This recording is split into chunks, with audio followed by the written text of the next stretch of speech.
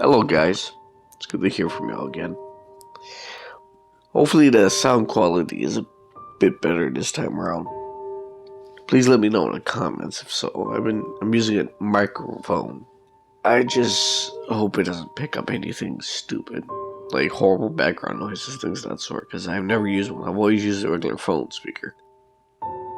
Well, as I always say, welcome. It's me, Beaky. This story is called The Woodcutter's Wife. It's from the Elder Scrolls series.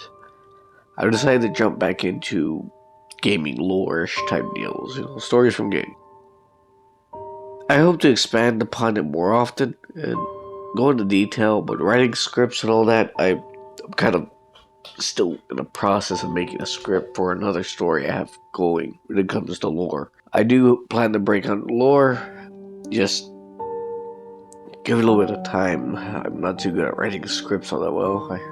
If you checked out any of my Reddit patrons, welcome patrons as you say, they get frustrated because most of the time whenever I write a short story, I only write one, and then 2 months later I write another, and 2 months later I write another one. I still haven't even finished up one for my friend, but hopefully things will turn around.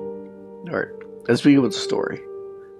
Legend tells of a woodcutter who built a shack deep within the pine forest. There he hoped to live in peace with his family. The woodcutter's family lived well for a time, but without warning, the weather turned bitterly cold and spoiled the harvest. Before long, with their meager supply of food all but gone, the family was starving. One snowy night, a traveler knocked on the cabin door, seeking shelter from the bitter cold. Always generous heart, the woodcutter welcomed the stranger to his home, apologizing that he had no food to offer. With a smile, the traveler cast off his cloak to reveal the garments of a mage. As the woodcutter and his family looked on, the mysterious visitor reached into his satchel and withdrew a small cloak tied with a silver ribbon. No sooner had the wizard unfurled the scroll, read the words aloud, but a great feast appeared before them, and they there.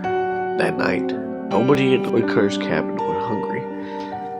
Day by day, the snow piled up. Every night the mage produced another scroll from his big bag and read the words, each time summoning a new feast. On the 5th night, the woodcutter's wife woke her husband to confess mistrust of her magical guest.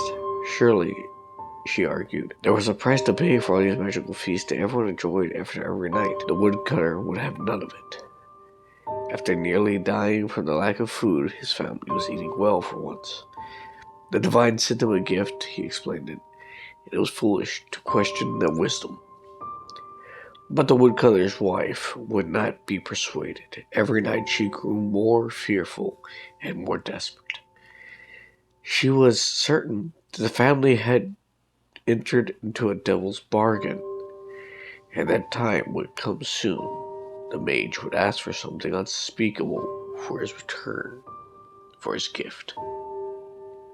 While everyone in the cabin slept, the woodcutter's wife snuck out of bed, took her husband's axe in hand. She crept into the traveler's room, and one fell swing lopped off his head. Suddenly, the wizard's disembodied head woke. His eyes opened wide, then beheld his maimed body lean forth in a terrible cry. Awakened by the terrible scream, the woodcutter and his children rushed into the room, gasped at the terrible sight of the decapitated mage.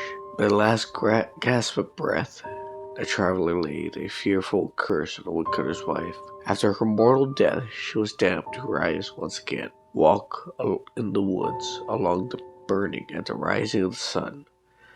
To this day, those who walk in the pine forest late at night tell the tales of weeping woman glimpsed between the trees. She carries the bloody axe.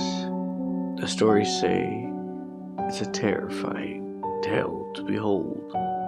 I know this one's a bit shorter compared to the others. I hope you enjoyed it though. As you guys all know, I love short stories. I hope to make more of them. If you have any questions about, or do send me some if you have any, just go through my Gmail. It's right in the description of my page. And as I always say, have a safe night out there. Good night, guys.